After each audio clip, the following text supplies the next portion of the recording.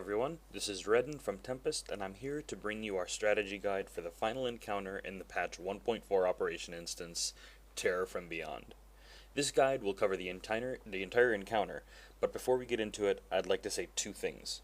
First, the reason we're uploading this fight's strategy guide first is because we feel that it is the most significant and most difficult encounter in the raid. We will be uploading our kill videos for the previous fights as well as the strategy guides for them, so keep an eye out on our channel for those.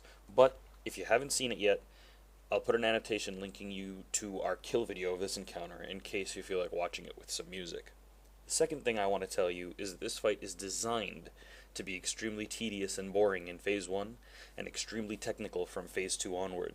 The first phase represents a long and tedious cycle of doing the same simple things over and over 4 times, and the second and third phases are extremely chaotic, meaning you'll get to spend short bursts of time in them, and it's pretty frustrating. We feel this makes the encounter significantly more difficult as it tests the bonds that hold your guild together rather than your skill at the game. We suggest that you keep Phase 1 as lighthearted as possible while you're working on this fight to try to mitigate this effect. Anyway, let's begin the encounter details. The Terror from Beyond has 3 phases on hard mode. For the 8-man version of this encounter, we recommend bringing 2 tanks, 2 healers, 2 melee, and 2 ranged DPS. Bringing more melee is still viable, but it means the healers will have to move around significantly more in Phase 1. As I said earlier, the first phase is really annoying, purely because of how easy and long it is. If you run in face first to the boss, you'll get ported into the Hypergate and die instantly. Instead, initiate the pull with some filler ability from melee range. Pulling the boss will result in 2 tentacle adds named Tunneling Tentacles, spawning towards the center of the fight area.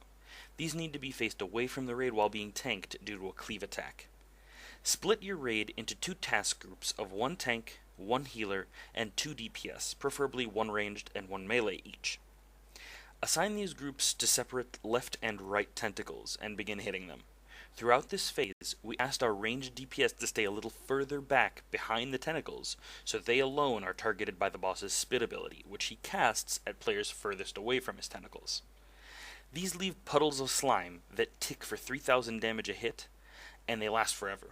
Dodging them can be a little tricky towards the end when they're all stacked up, but the damage that they do isn't very significant.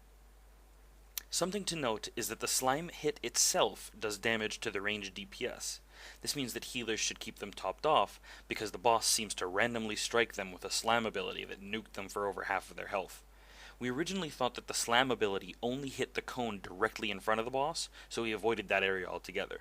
He seemed to still lash out sometimes on our ranged and tanks, but it was nothing serious that the healers were, if they kept them topped off and they were on their feet, it wasn't a problem.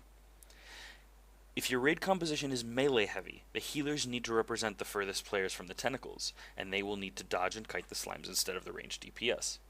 The boss starts with 10 stacks of tentacles, and when he hits 0 tentacles, he enrages, and that's not a good thing.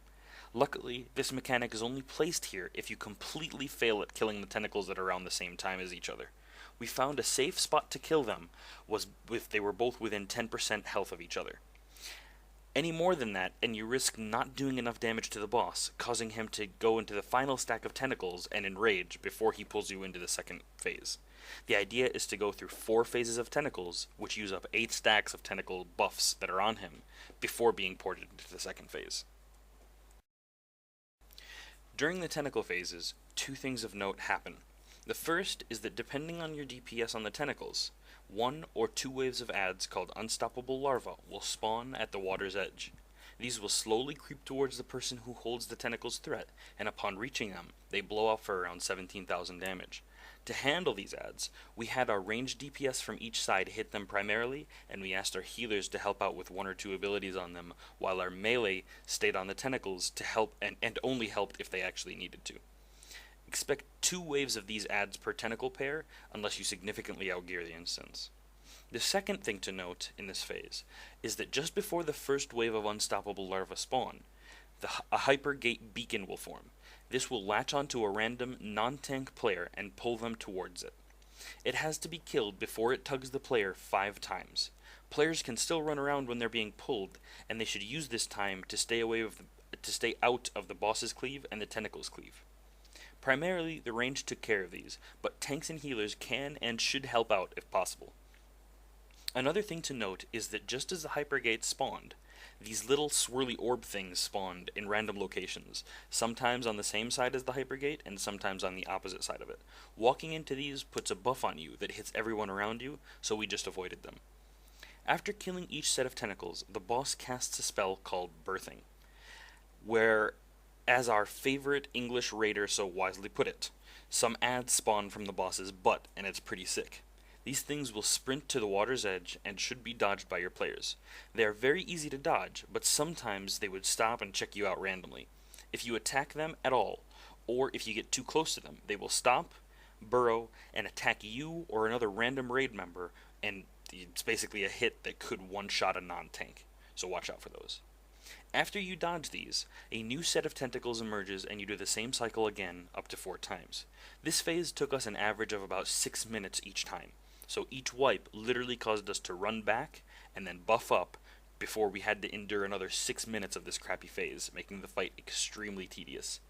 Phase 2 hits when you bring the boss below 50% health by killing the tentacles before his stack of 10 ends.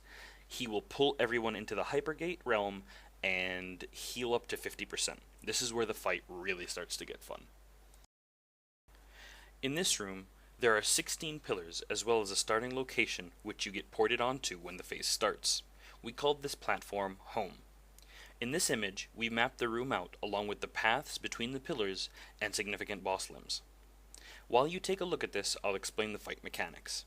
The terror from beyond will need to be tanked in this phase, but range doesn't have any bearing in this realm. A player can be very far visually, but you'll be able to heal them as if they were 2 feet away from you. The same applies to tanking the boss. This rule does not apply to the ads that you'll have to kill. To target and damage these, you'll need to be on the same pillar that they are on.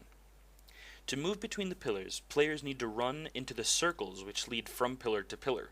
No jumping is required, just straight up walk into it and you'll be lunged to the next pillar. This is something everyone needs to be very familiar with, as movement is key in this phase. Note that the boss takes 75% less damage from all sources during this phase. The phase represents 3 waves of grasping tentacles. These begin, as indicated by the image, on pillars 11 and 13. We assigned 2 strike teams of 2 DPS each to go to these pillars and burn them down. The only thing they do is that they will occasionally cast Slam. The tentacle lifts off of the pillar and smacks it about 4 seconds later. The DPS on this tentacle should avoid this by hopping to a nearby pillar and then returning after the cast is finished. At 70%, 75%, and 50% of each of the tentacle's HP, a Hypergate Anomaly spawns, which needs to be killed as soon as possible. These spawn randomly in the map, so communication is key between DPS. Burn down the tentacle, avoid the slam, and kill the anomalies as they spawn. For healing, we opted to keep our healers stationary on a single pillar. They just sat there and nuke healed the raid as they saw fit. For tanking, we assigned our tanks to pillar 15 and 9. This way, the boss wouldn't cleave the rest of the raid.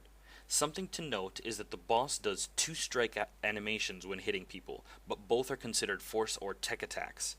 If you're in the inner circle of the pillars, you'll get hit by a random limb, and if you're in the outer circle of the pillars, he sends out some sonic orb crap that hits you for the exact same amount of damage. They're the same ability, they just have different animations. With the tanks at 15 and 9, he should cast Spit on those pillars. Spit happens just before his Scream ability, and it hits pretty hard, and it ticks pretty hard. The idea is to drop a Spit on 15 or 9, then quickly jump to 8 or 1 to receive the Scream that comes shortly after. Scream causes the need for a tank swap. It will make you take 200% more damage from the boss, and is only dispelled by you getting away from the boss as far as possible. This is done by going to the home platform.